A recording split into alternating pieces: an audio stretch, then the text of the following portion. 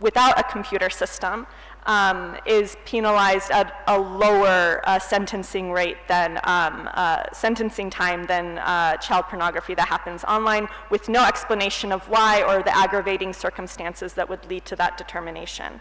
And then finally, some of these cybercrime laws also include extraterritorial jurisdiction, whereby the country has jurisdiction over crimes that happen anywhere in the world, which is not only against best practice, but also unfeasible, really, for the countries to enforce. So these are some of the concerns we see in these cybercrime laws. Thank you, Shabnam, for painting that picture. And, as you're saying, interestingly, some of these laws have very critical, critical concerns and problems. And the interesting thing we are seeing here in Africa is that governments are very notorious in copy-pasting legislation. So, if in fact we are seeing like disproportionate penalties in one particular, like the Zambia cybersecurity law, then more often than not, we find that copy-pasted and replicated in other countries. And so, Bulanda, welcome, and could you please first start with telling us the work that Paradigm Initiative does, and then also secondly, just what are your thoughts around this, the issue of African governments copy-pasting what we are seeing are not very good laws? Thank you very much.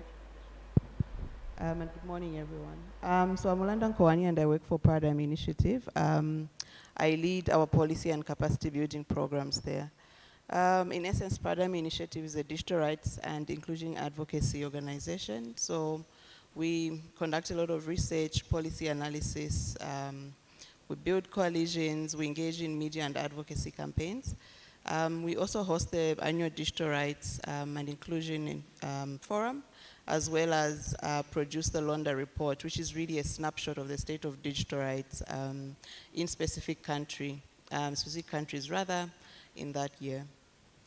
And specifically on the GIFT project, so we've been working around the pillar of safeguarding digital rights on the continent, and we've worked in 3 countries, so that's Central African Republic, DRC, and Angola. The specific projects that we've worked on, of course, we've conducted research in all 3 countries, in really just being able to assess the digital rights landscapes and identifying what are the opportunities and what are the challenges. Specifically, we've done research on ranking digital rights, where we've assessed a few telcos, or specific telcos, and their really commitment to safeguarding human rights in the provision of service. So that really speaks to business and human rights principles.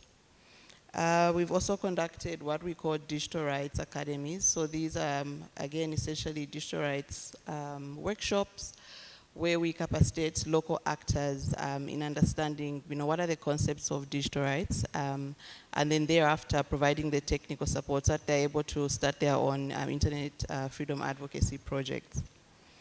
So speaking of copying and pasting of laws, so yes, in the last 10 years, there was really that trend, and even in the very literal sense.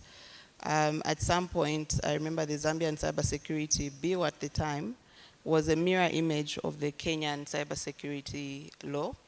And even where they made a typo, a mistake in the Kenyan law, that was reflected in our bill. So in the literal sense of copying and pasting, that was very evident. But also we see that a lot of countries, like I mentioned in the last 10 years, were enacting cybersecurity laws.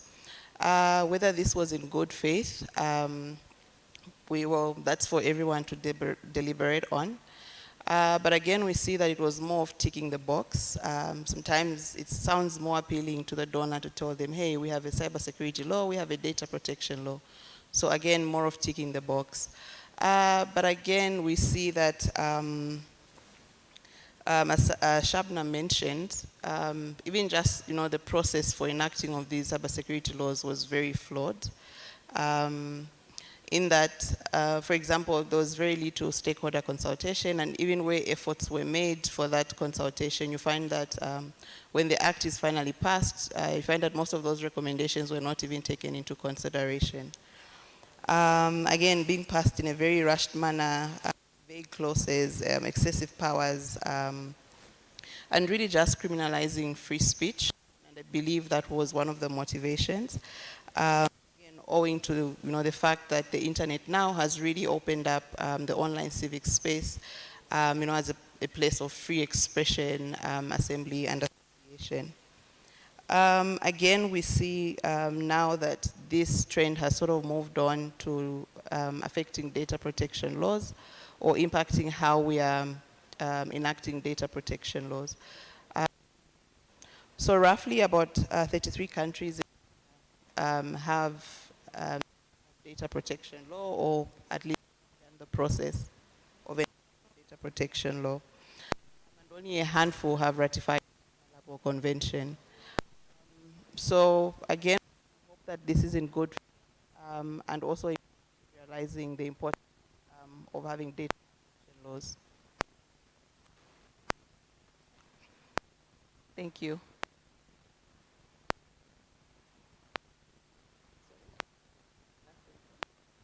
Okay. So yes, I was saying we've seen in number of data across the continent.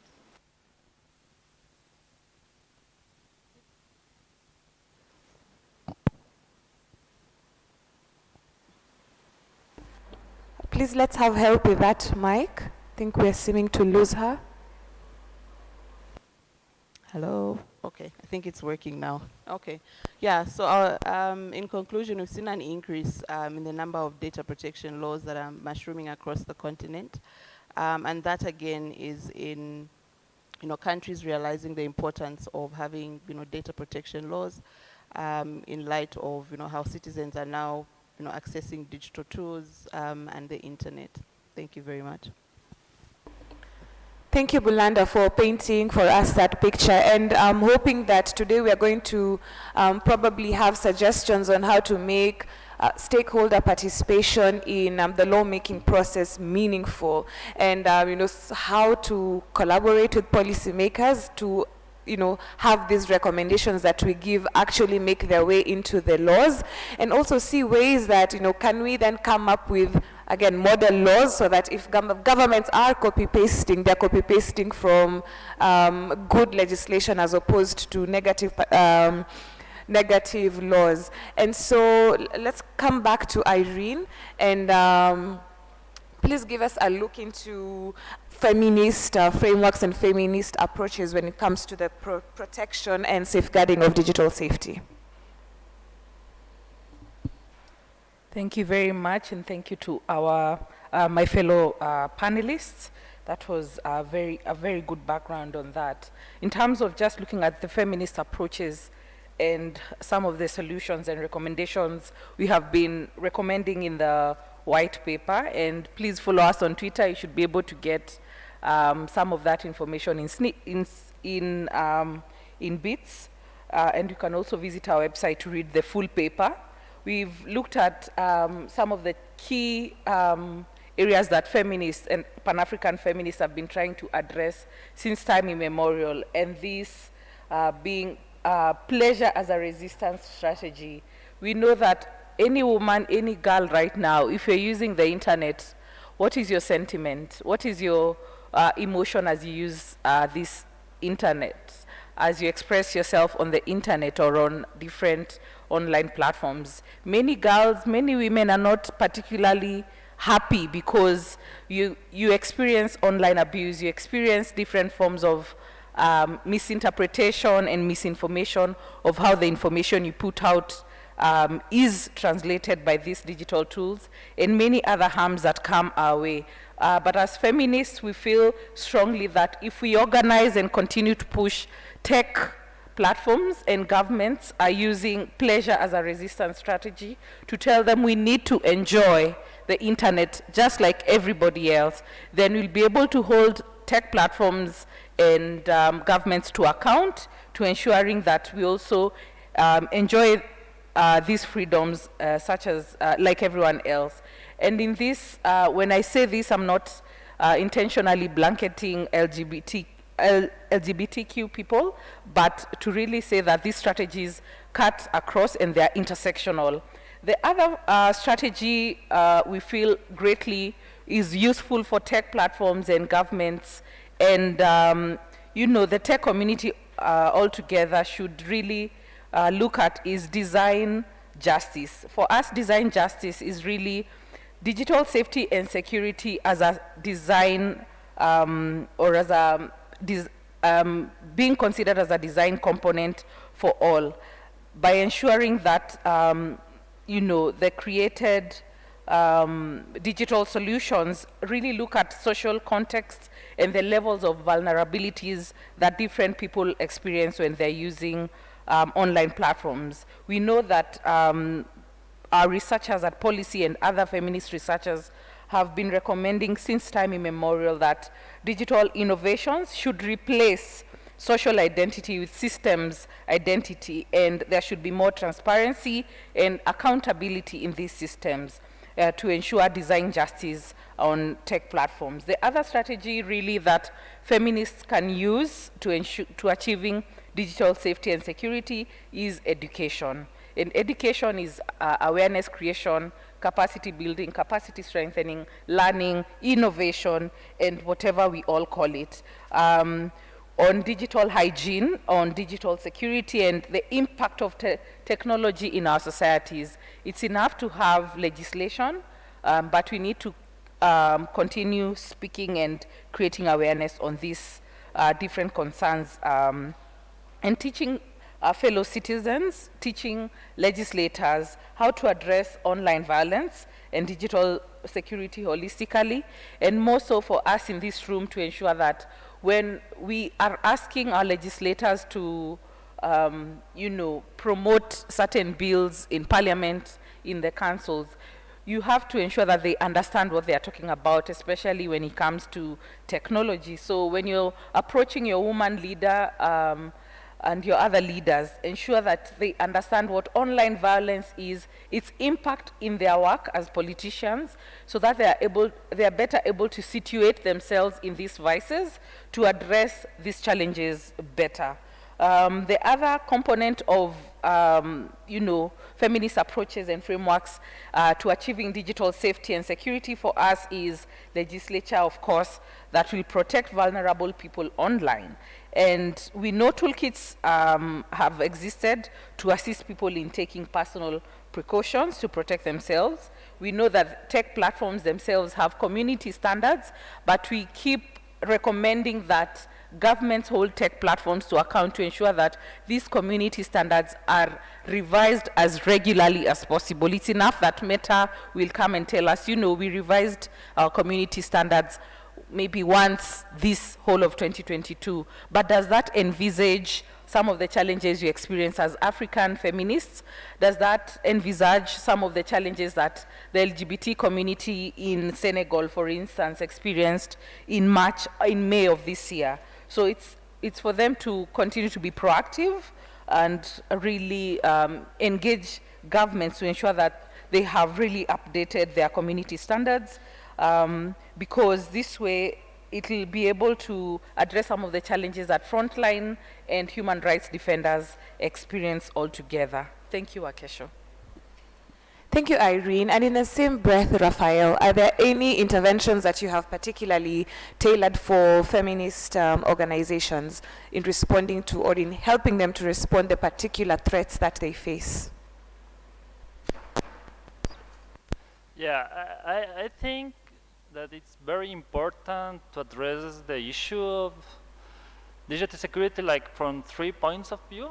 Like the first one I will say is the cultural one, like why should I care about it? Why should I just keep doing what I'm doing? Because that's using technology is very convenient, make my life easier, and so for any particular person, from a feminist approach, I think this is very important because feminist, women, and LGBTQ communities are very discriminated in countries in Latin America. So the first thing is to value the importance of privacy and how to for instance, you can be in a protest and you can, I don't know, say something that the government or someone don't like, and you use Facebook for that, for instance. And then after you post your protest, then you post a picture of your kids, or someone else posts a picture of your kids and tag you, so that will get you in danger. So you have to understand the risk of what you make it public on the internet. And then the other thing I think is very important is legislation, but it's not enough because legislation could help, but it does not always be implemented or implemented well, or sometimes legislation can be, instead of doing good, could do bad. And the last thing I will say is that very important to understand technology to the point that I could know how to protect my communications and how to make my communications more secure, because laws don't always work. They may help, of course, but for instance, encryption works very well, and it's about math, and government cannot break the math problem, so encryption will help you a lot. And from that perspective, and talking about the GIFT project, we have helped feminist organizations in the region to train themselves to improve their digital security practices. So, for instance, there's one organization that has been training itself to support other groups, to support women in risk, to support LGBTQ community, and so they train themselves. There's someone that already knows the tools, so they then train each other. And we're also right now working with an organization of women in the country that they are training themselves, but they are not only training on how to use the phone in a more secure way or the computer in a more secure way, but how to host their own infrastructure, they could be able to host their own collaborative tools or chat tools depending on their needs. But this I think is very important, because this will give you the sense of, when you use technology, there's like two extremes. Either technology controls you, like social media does a lot, playing with your emotions, or you can control technology, and that's something people don't realize. It's like most people think the internet is what we will get, the internet is the applications you have on your phone, but the internet is much more than that, and it's very important to learn about that, because you will have like control of technology, and especially that will give you control of your communications, and communications are strategic for any organization. So I think it's important to learn how to do that, and that's something about especially knowledge and learning, and anyone can do that with time and preparation. Thank you, Rafael. And in the same breath on protection and safety online, Bulanda, if you can weigh in on how we can enshrine privacy in areas with weak governance. Okay, thank you very much. So in areas of weak governance, obviously there's a lot of opportunities already for advocacy, to strengthen the weak governance systems, and in this case, privacy frameworks. But besides that, as Rafael said, laws don't always work. So it boils down to individual responsibility. So it's how well are you able to navigate the internet, for example, how well are you able to use your digital tools. So if you look at the GIFT project and how it was designed, so while, for example, Paradigm Initiative was working to strengthen, for example, policies and legislation around digital rights in ensuring that they're human rights respecting, you find that we had partners like CC Hub and Direct Digitals who were conducting digital security trainings and digital security masterclasses. So in that instance, again, I would really recommend individual responsibility in being able to know how to navigate the online spaces and really just strengthen your digital security practices. Thank you. Thank you, Bulanda. And just before I get to the audience for questions. A lot of what we've been talking about is centered around research. What is the value of research when it comes to safeguarding digital rights? Are there specific gaps that you are seeing that needs, specific interventions, and especially around research? So maybe Bulanda, you can take that, and then you can come to Shabnam and Irene. Okay, in terms of gaps, none that come to mind off the cuff, but I would say that increasingly we've seen that a lot of institutions and organizations have really risen to the occasion, to close those gaps. So that's by providing research evidence. And the significance really has been that we are now able to have homegrown solutions. We are now able to produce evidence to inform policy. And in essence, I believe policy, should be sustainable and should respond to identified needs. So, of course, needs that have been identified through, the research process. Thank you very much.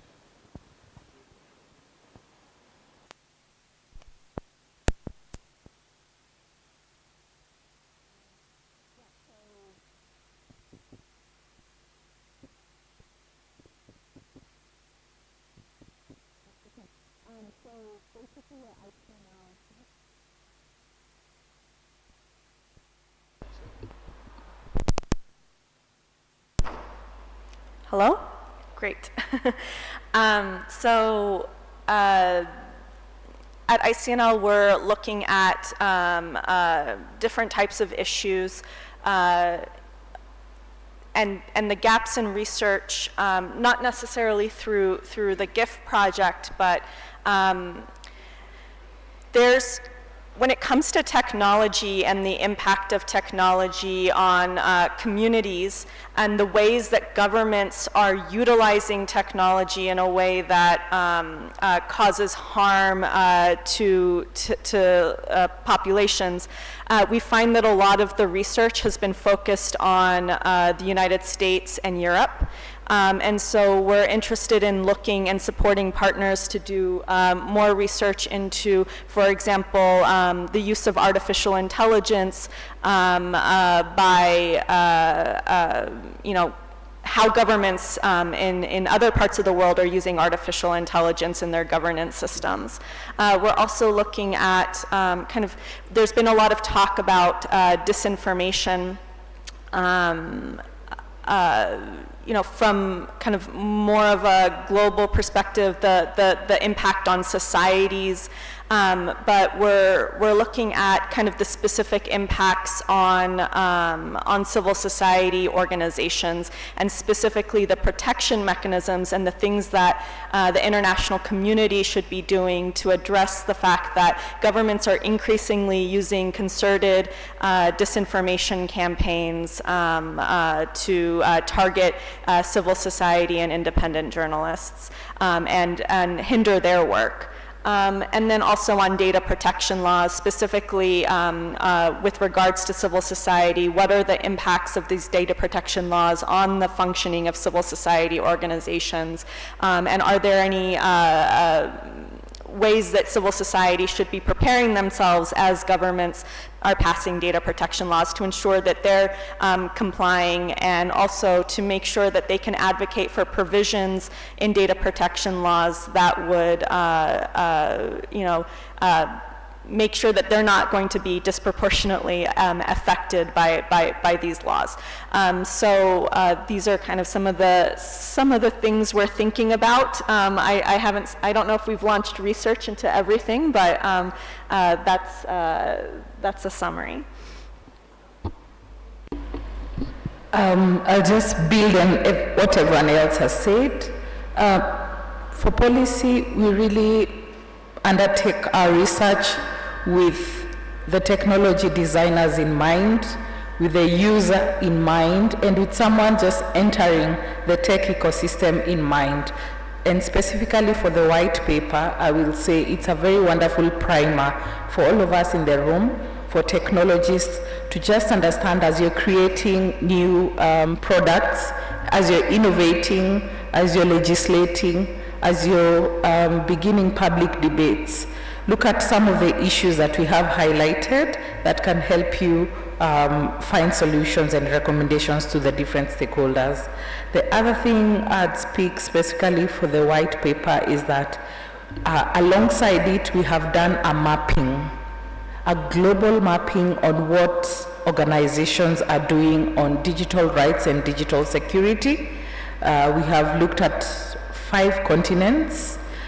It's not exhaustive, of course, because we can never get everything, and unfortunately we cannot publish it because of data protection and not exposing some organizations, but ultimately we know it's going to help organizations, it's going to help tech platforms to see who they're able to collaborate with in these regions, and for funders, they'll be able to see which coalitions to build to continue enhancing this work. Thank you. Thank you. And our final question, as we started off, we mentioned that we're also going to look into the successes that we're seeing. Policy has done, again, a whole paper that is documenting the successes around digital rights and digital safety, but I'll finish with you, Irene, but start with Bulanda. What are some of the successes that you're seeing? You know, we are very quick to point out what is going wrong, but are there things that are actually going right? Okay, so we've seen a lot of successes. So from the time Paradigm Initiative has been in existence for about 15 years, and has been specifically been working on policy issues for about 10 years now.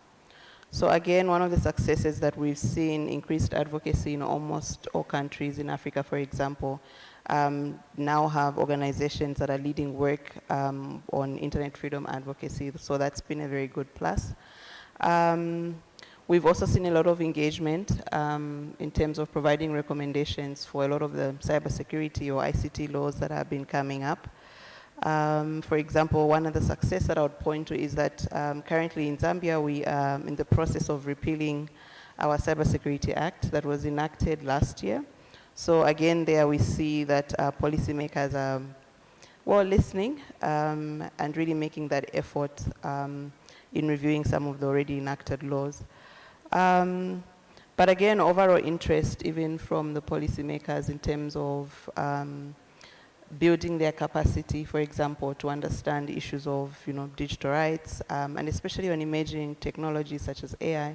So there's been that increased interest. We even get requests now from some policymakers, we need training, please come and train us. So amongst all the successes, those are the ones that I can point to. Thank you.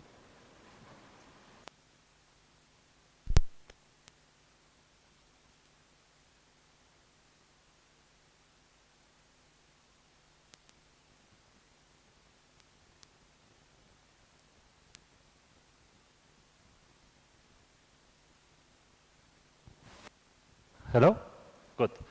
So I will say that from the advocacy point of view, there have been successes that most countries now, or lots of countries, are having data protection laws, and that's an important thing. But I think it's more important that organizations among the countries, organizations that work on the digital rights are getting together, and we are building networking, and well, not just in Latin America, but maybe regional, but in the specific place of Latin America.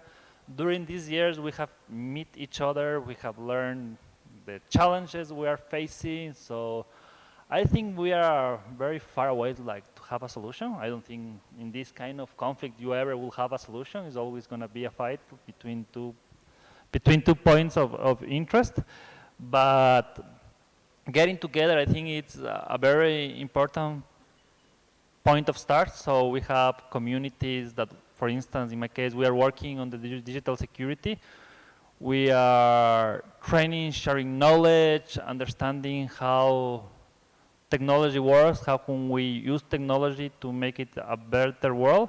And there is also organizations that don't work with technology that we can help. And sometimes we, for instance, we want to help an organization, but we are not good in something, so we can go to the other digital security organization and ask for help and work together. So the building of networking among the organizations, I think that is very important, and I will say that it's a success that we are seeing right now, but it's not the ultimate success. There's a lot of work to be done. Thank you.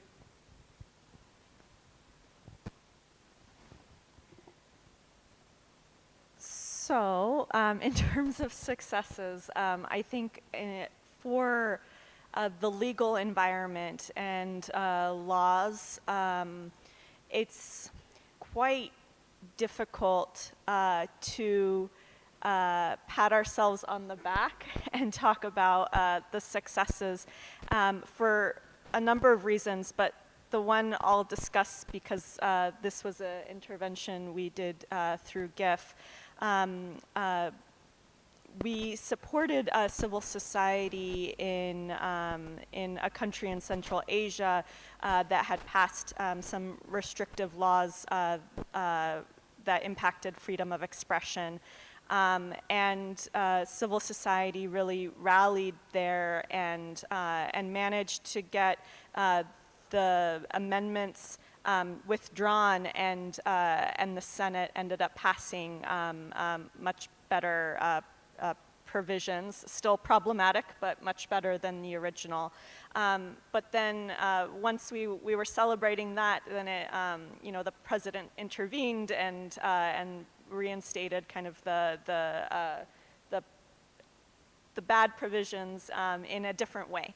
And we also saw similar things in other countries where civil society had quite a bit of success having a bill withdrawn, and then years later, 1 or 2 or 3 years later, that same law reemerges, maybe with some tweaks, and so it just feels like a constant battle that you're having to, that you see successes, but they may be short-lived.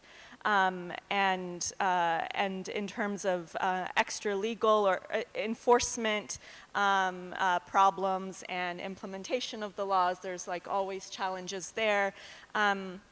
But I will say that I don't want to be completely pessimistic. I just echoing what Belinda and Rafael have said, just the number of organizations and people who understand these issues and are working on this. I mean, it's really inspiring to see, and I think that's kind of the hope, right? That this is kind of a movement that's building, and the more people that are aware of these digital threats and policy issues and are able to advocate and protect themselves and create digital resiliency online, I think that that's the hope for the future, right? And so we've seen a lot of progress on that front, and again, with laws, it's just always hard because it's difficult to measure what wasn't passed necessarily, or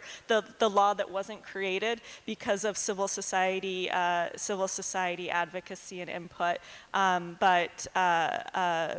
Yeah, I think it's important to continue raising awareness and continue remaining vigilant.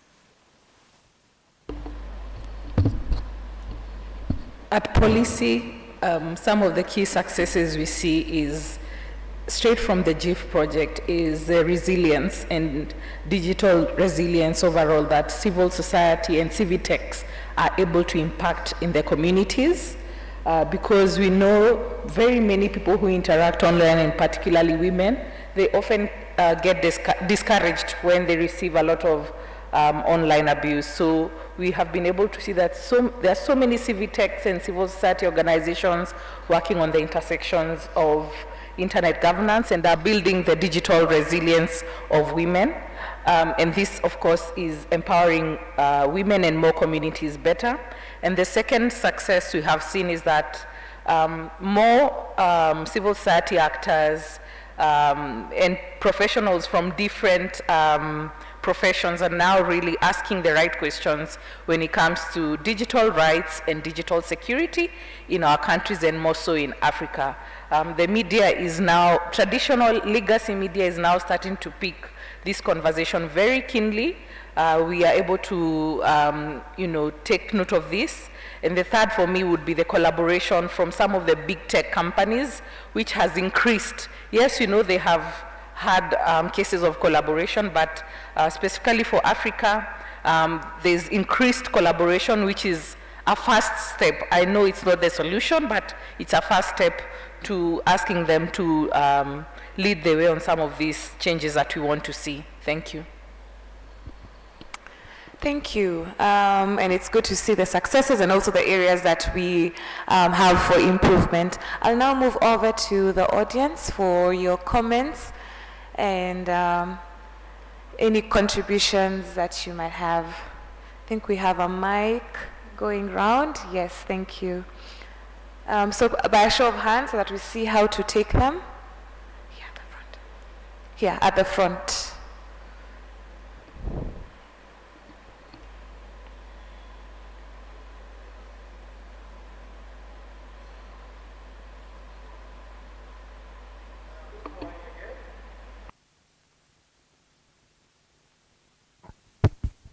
Good morning.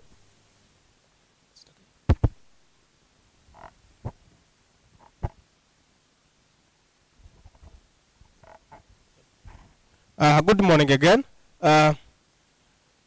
Thank you so much. On the names, I'm Prime Ngezumukama from Burundi. Really, it is really a great pleasure for me because the session was really very informative. And I have some questions or contributions. So, for policy and all the panelists, it's great that we heard that you are working on digital right issues, and we have already impacted the community in which you are working. But my suggestion is that you have to extend your area of work, because what may happen in Uganda, in Kenya may be happening somewhere else, and then we have to extend so as to support the victims and the stakeholders who are working in those areas. Second, we can realize that most of the times the victims of social media, online communications, this is due to the lack of capacity to use the digital tools. So, on my view, there is a strong need to build the capacity of both stakeholders on how to use the digital threats, digital tools, so as to protect themselves against the digital threats. Also, concerns about the privacy. Most of the country have the data and the protection privacy, but we have realized that those laws are not known by the citizens. So there is a strong need for the popularization.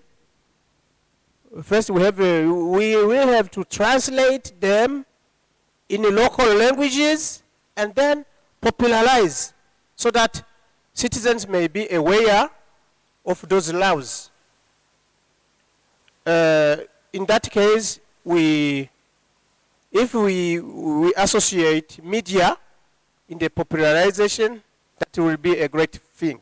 Because most of the time we work in the towns and some villages, but there are citizens that are victims from the very remote areas who are facing online threats and abuses, but who are not really saved.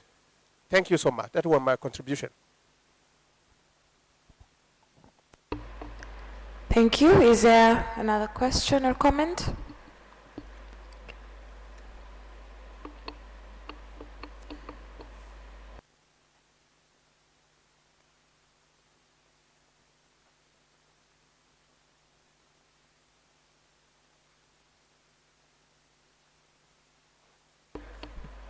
please help with the mic? Just check if... Hello? Oh, thank you. Yeah, so my question is regards with the policy. I think she talked about a policy. So what I'm trying to look at is that who should be advocating for policy change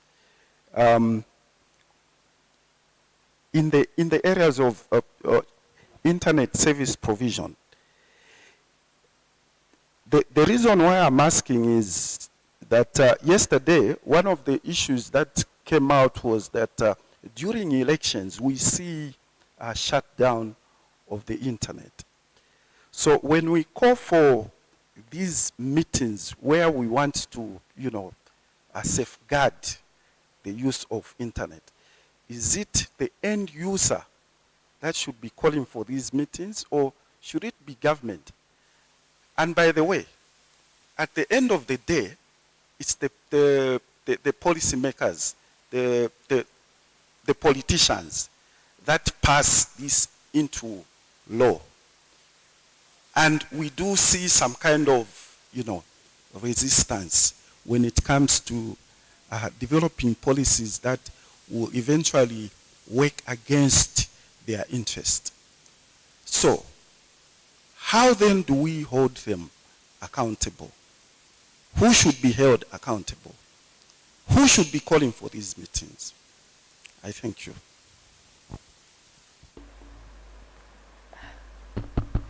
Can you hear me? Thank you very much for your considerations, for your comments and reflections. And I will say, because the internet has no,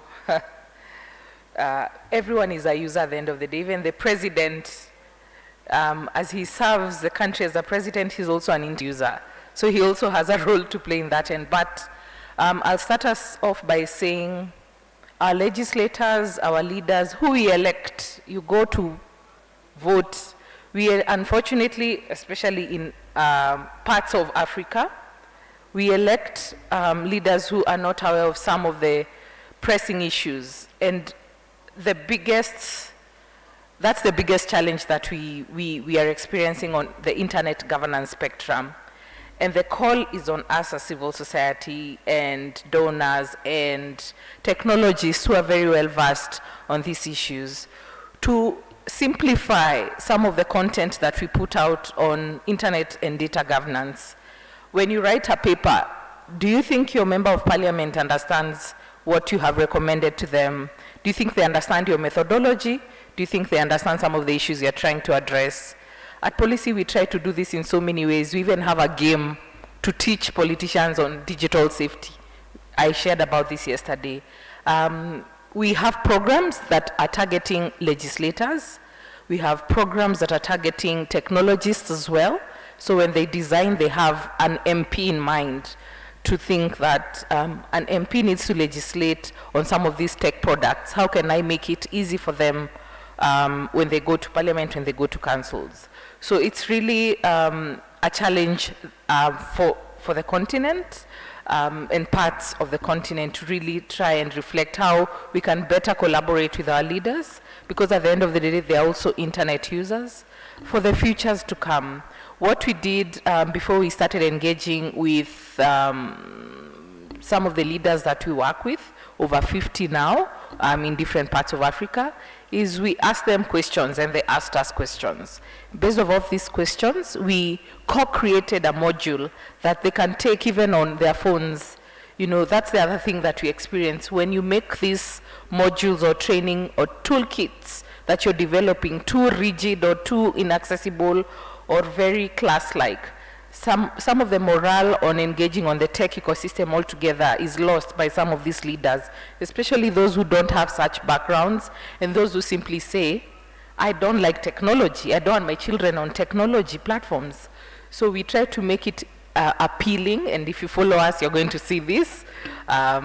We try to make it easy on the eye so that when they're seated somewhere, maybe waiting for someone, they can do one module and understand digital safety. They can do a module on engaging different audiences online. You don't communicate to a UN Secretary General, the way you communicate with their constituents and so forth. How do you communicate online? And when they go to debate in councils and parliament, they tell us some of the terminologies I read from your modules, some of the terminologies we had you speak about, I had them in the council, and I was not lost in the conversation. I was able to contribute, I was able to engage. Because what happens is many leaders will say, those are technology issues. Let me wait for Mr. So-and-so, who is an IT expert, to speak. We don't want any of that. So the motto and the drive for policy is that for a leader to speak on technology, they must know how to use them, they must know how to use the technology platforms, build their confidence and resilience, and then continue to just build their capacities on other issues. And of course, for those who even don't understand, we don't start with AI, we start with a very basic thing. How do you open your email? What information do you read in your email? What links do you engage with when you read your emails? The very basic stuff, so that they can be able to see how communities are also engaging with technologies to improve this legislative making process. I hope I've tried to answer to the best of my knowledge. Thank you. Thank you, Irene. And maybe also as a parting shot from Bulanda to Shabnam, if any of you can respond to the issue of popularization of laws and engagement and capacity building of citizens, as well as your parting shot. Well, do you hear me? Yeah? So about building digital capacity on citizens, I think that's a really important challenge, and sometimes our organization will wish to get to everyone, because privacy and security is important for everyone. I mean, you may think it is not, but it is, because maybe something you posted when you were 15 could get you in trouble when you are looking for work when you are 20-something. So you don't know what's going to happen in the future. So we have to raise this awareness in society, and that is not that simple. We need to get media organizations to help us on this.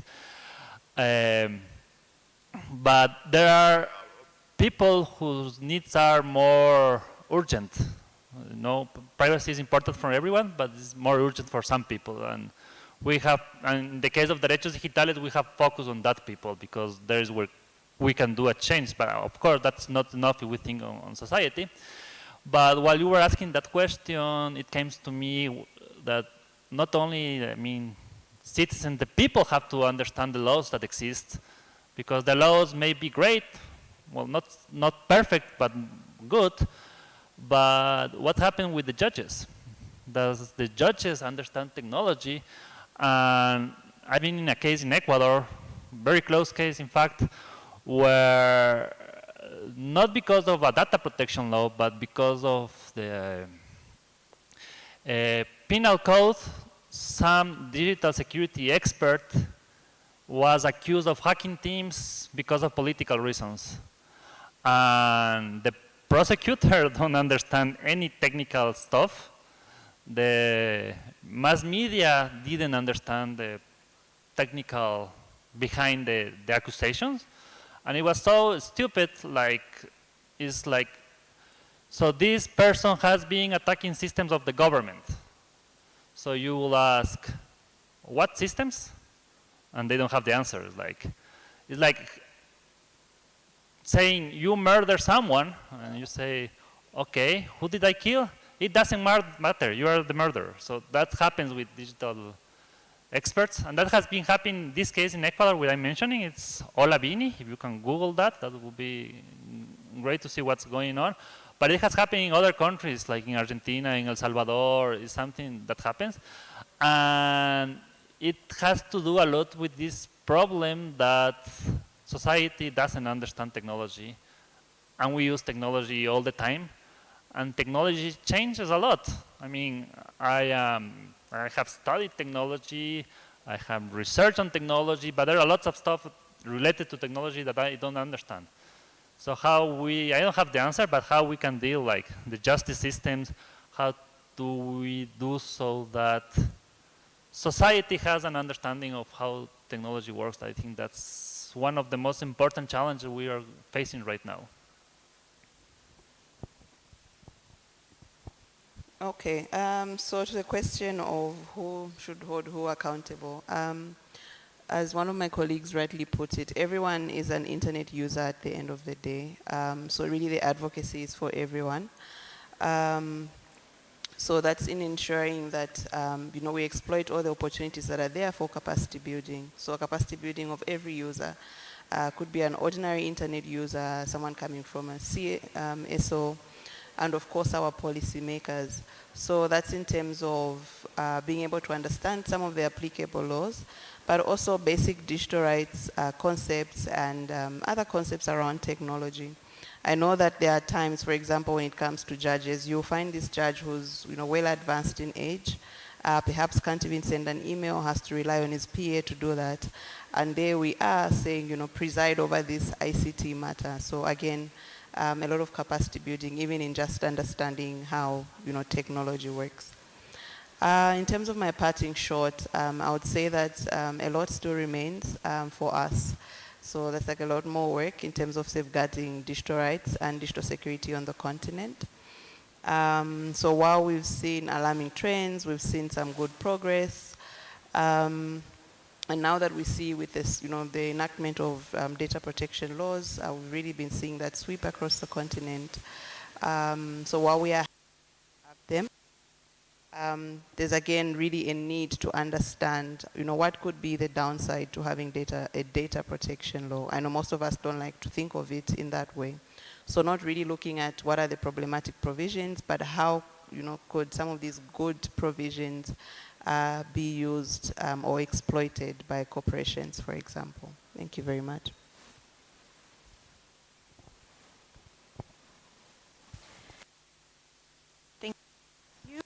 So I'm going to kind of build off of what my colleagues have said and also try to answer your question about extending the work.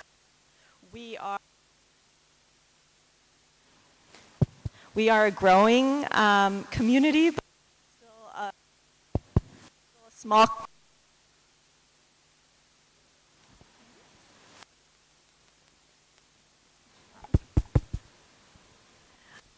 We're a growing community, but we're still a small community, and we are facing a lot of multifaceted threats and challenges when it comes to the intersection of technology and human rights and civic space. And we are very low resource compared to the governments and private actors that are posing these challenges. I completely agree we need to be extending our work. I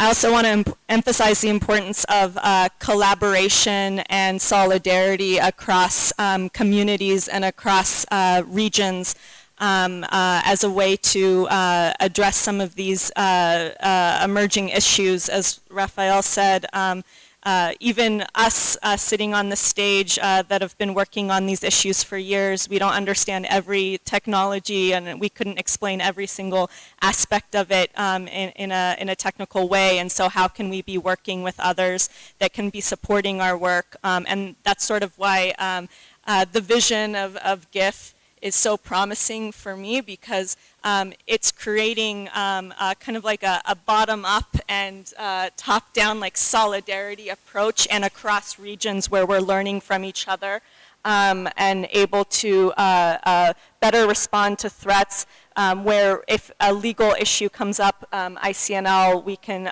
take the lead on it. If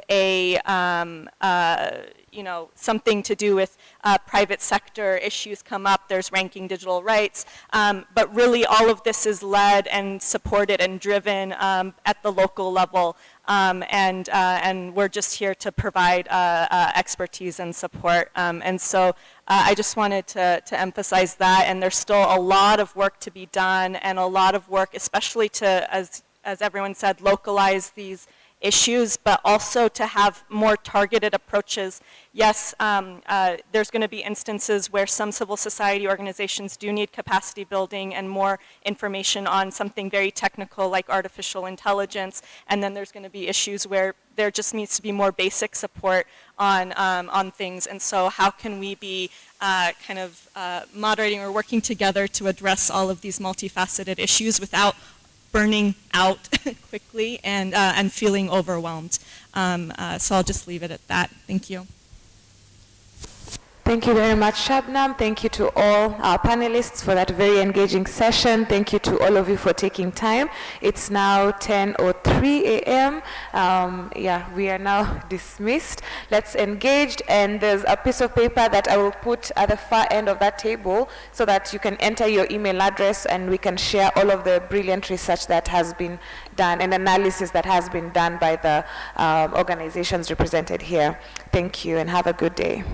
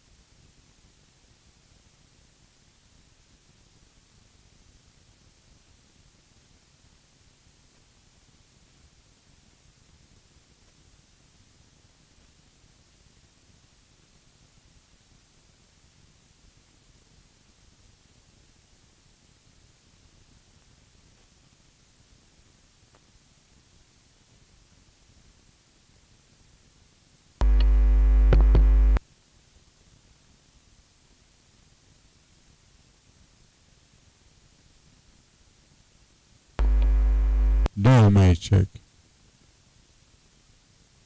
Isaac. Mic check. Test.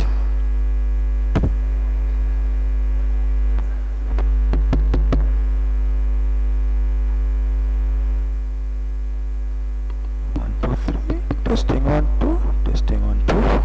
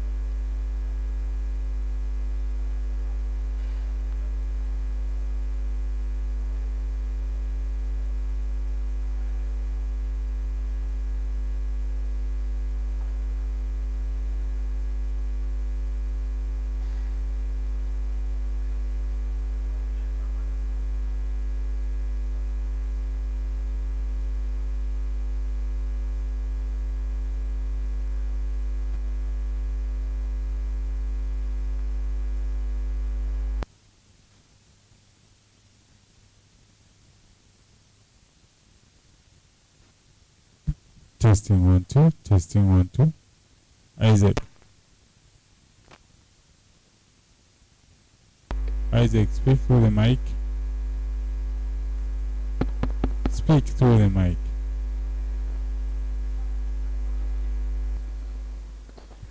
It's picking.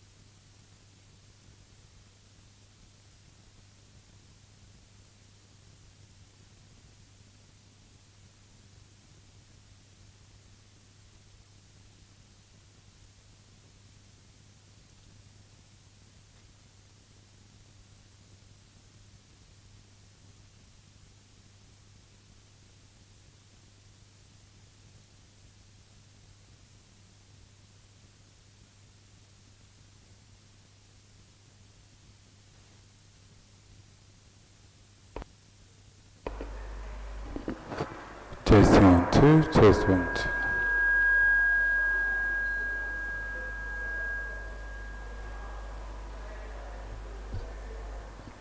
Testing 1 2. Testing 1 2. Mic check 1 2.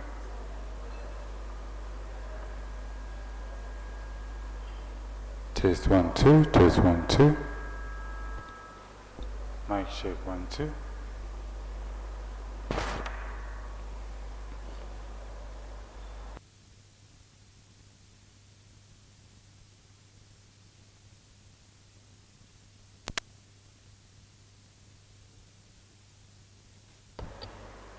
Testing 1 2. Testing 1 2. Microphone check 1 2.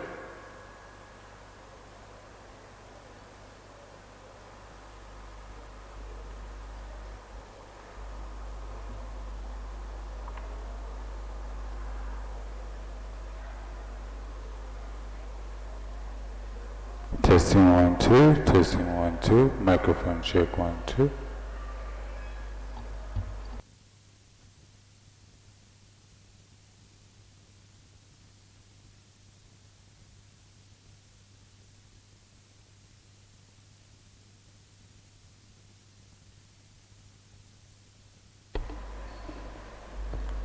Testing 1 2, testing 1 2, microphone check 1 2.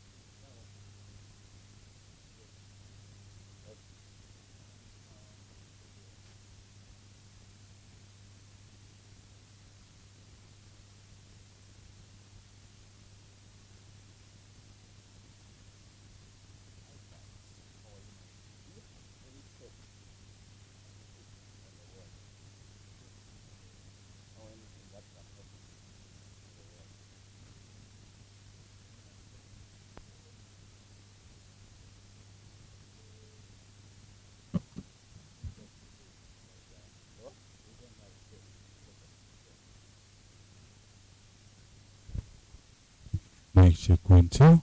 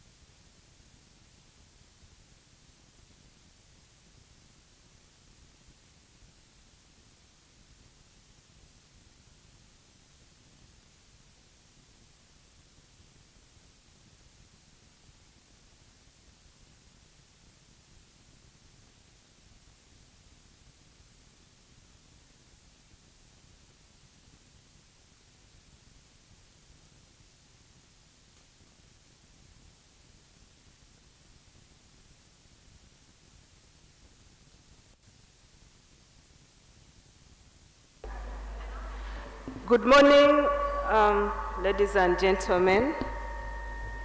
We apologize for starting this session late.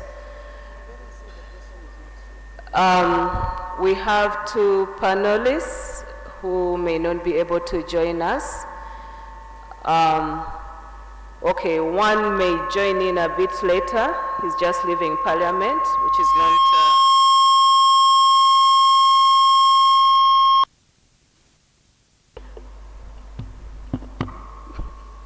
technology. So we are waiting for,